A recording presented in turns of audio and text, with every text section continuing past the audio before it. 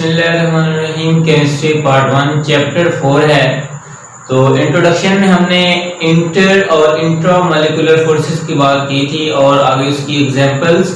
तो आज हमने इंटर मॉलिक्यूलर फोर्सेस या इनको वैन डर वाल्स फोर्सेस भी बोलते हैं, मतलब ये दोनों शॉर्ट क्वेश्चन में वैन डर वाल्स फोर्सेस के नेम से आ जाएं या इंटर मॉलिक्यूलर फोर्सेस आ जाएं, तो आपने इनको डिफरेंशिएट करने में या इनको आपने डिफाइन करने में कंफ्यूज नहीं होना कि ये वैन डर वाल्स फोर्सेस कौन सी हैं और इंटर मॉलिक्यूलर फोर्सेस कौन सी हैं। तो वैन डर वाल्स फोर्सेस इसी वजह से कि ये जो साइंटिस्ट था जिसने चैप्टर 3 के अंदर जो अपने वैन डर वाल्स इक्वेशन पेश की थी, वो इक्वेशंस पेश करने के बाद उसने ये मॉलिक्यूल्स यानी कि लिक्विड के अंदर फोर्स ऑफ अट्रैक्शन या इंटर मॉलिक्यूलर फोर्सेस को डिस्कवर किया था। तो इसलिए इनको वैन डर वाल्स फोर्सेस भी कहते हैं और इंटर मॉलिक्यूलर फोर्सेस भी कहते हैं।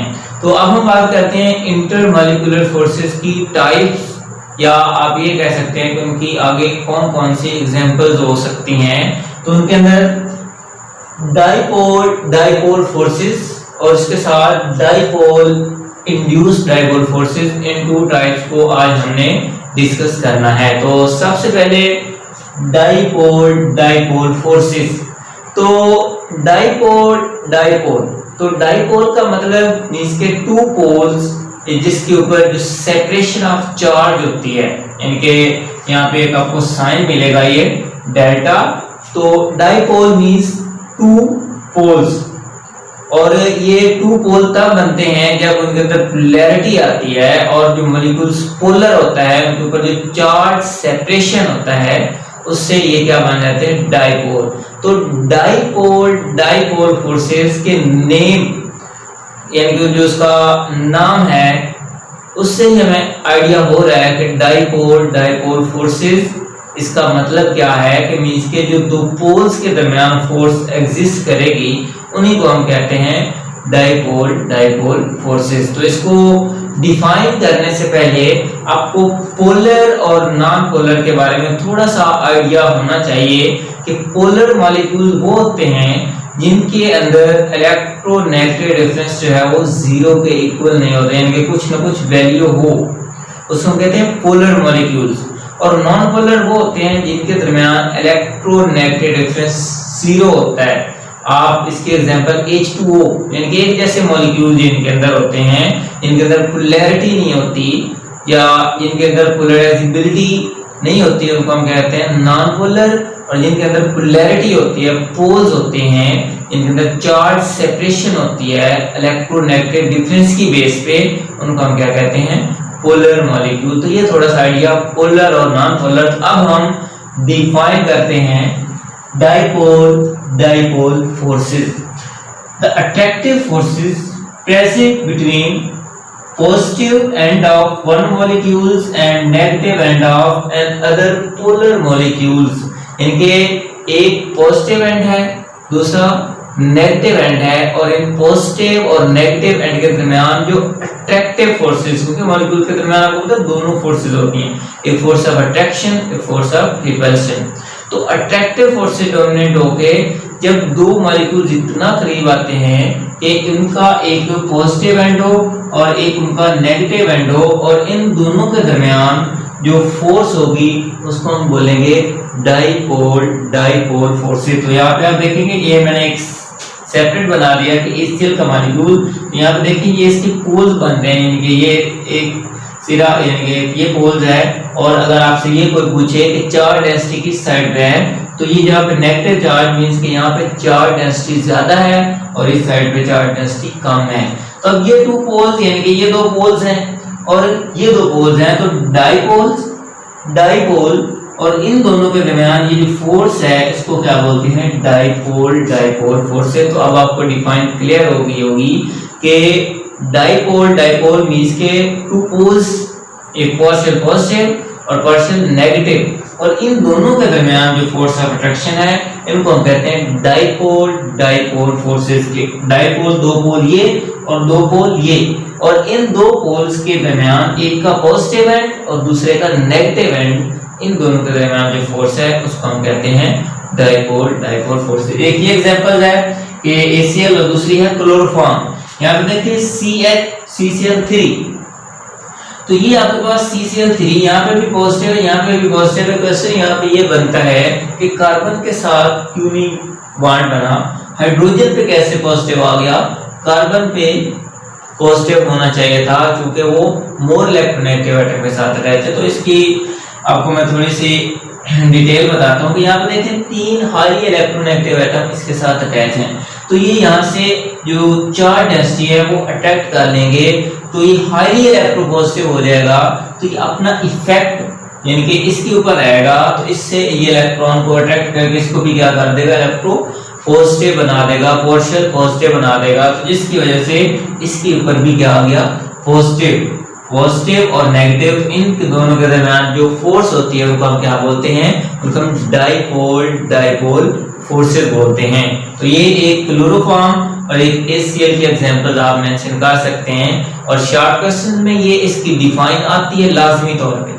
और HCl और क्लोरोफॉर्म एक्सरसाइज के अंदर भी है, वो सिंपली आपको मॉलिक्यूल दे देते हैं और पूछ लेते हैं कि इन दोनों के दरमियान फोर्स ऑफ अट्रैक्शन कौन सी होगी, या वैन डर वाल्स फोर्स की कौन सी आगे टाइप्स होगी।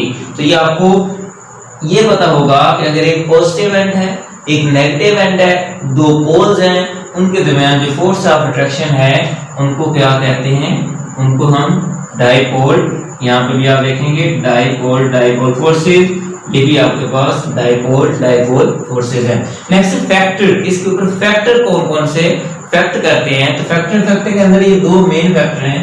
इलेक्ट्रोनेगेटिव डिफरेंस, जितना इलेक्ट्रोनेगेटिव डिफरेंस ज्यादा होगा उतनी फोर्स ऑफ अट्रैक्शन ज्यादा होगी। कौन सी, डाइपोल फोर्सेस।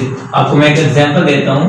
लेट आपके पास HF है और दूसरी एग्जांपल आपके पास HCl।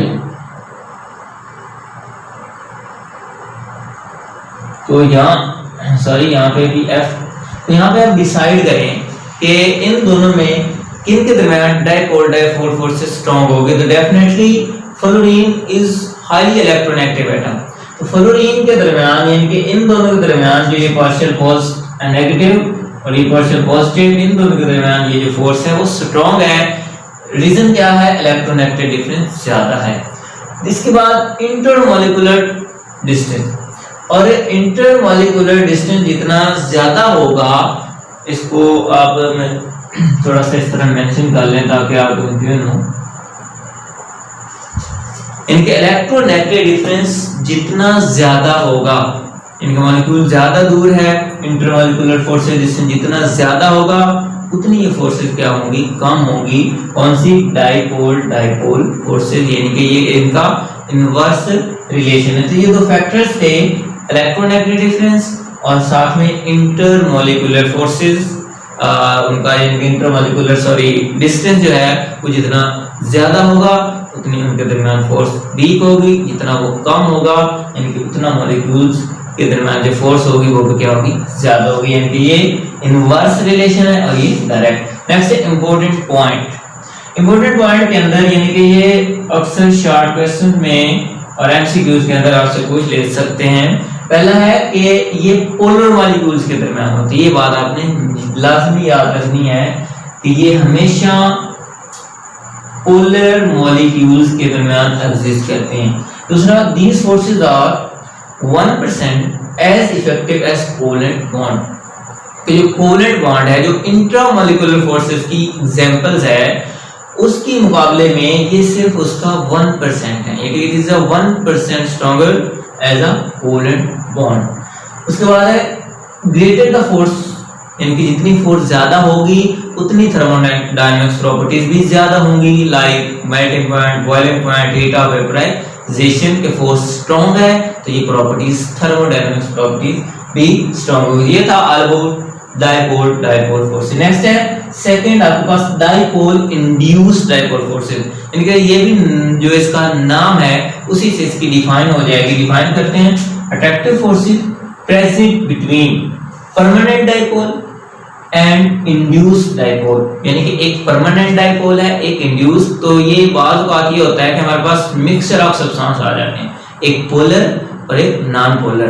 तो जो आपके पास ये पोलर मॉलिक्यूल्स है, एक उसके ऊपर पार्शियल नेगेटिव और पार्शियल पॉजिटिव, इसके अंदर परमानेंट आपके पास क्या कहते हैं पोलर है, इनके पोलैरिटी है, इसके अंदर परमानेंट डाइपोल है, पोलैरिटी है, और ये जो आपके पास है ये परमानेंट नहीं है, ये क्या है, ये सॉरी आपके पास नॉन पोलर है।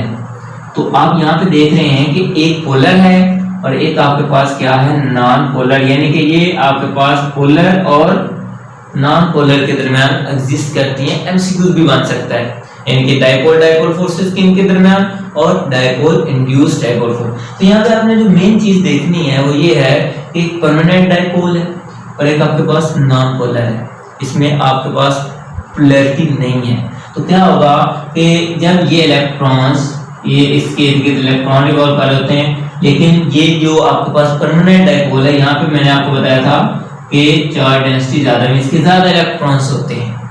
तो जब ये इलेक्ट्रॉन्स रिवॉल्व कर रहे होते हैं तो ये मॉलिक्यूल जब दोनों करीब आते हैं तो ये इलेक्ट्रॉन को रिपेल करते हैं, रिपल्शन की वजह से ये जो इलेक्ट्रॉन्स हैं ये दूसरी साइड पे चले जाते हैं, तो जिसकी वजह से इनके अंदर भी क्या आ जाती है, पोलैरिटी आ जाती है। इसकी वजह से इसके अंदर पोलैरिटी इंड्यूस्ड हुई है, तो इसकी वजह से इसको क्या कहते हैं, इंड्यूस्ड डाइपोल, और ये क्या है, परमानेंट डाइपोल। तो अब इनके दरमियान जो फोर्स होगी उसको हम क्या बोलेंगे, डाइपोल इंड्यूस्ड डाइपोल, कि एक परमानेंट डाइपोल है और एक इंड्यूस्ड है। वो किस वजह से हुआ है, वो पोलर ने उसको क्या कर दिया, अपना उसके ऊपर इफेक्ट, उसके ऊपर पोलैरिटी, यानी कि उसके जो मोबाइल इलेक्ट्रॉन थे, इलेक्ट्रॉन जो रिवॉल्व कर रहे थे, उसकी वजह से इनके दरमियान यानी कि ये रिपल्शन हुई, ये इलेक्ट्रॉन इधर शिफ्ट हो गए और यहाँ पे ये क्या बन गया, ये आपके पास एक इंड्यूस्ड डाइपोल बन गया कि ये पोर्शन नेगेटिव, ये पोर्शन पॉजिटिव, ये नेगेटिव, ये पॉजिटिव, और इनके दरमियान जो फोर्स ऑफ अट्रैक्शन होगी उसको हम क्या बोलते हैं,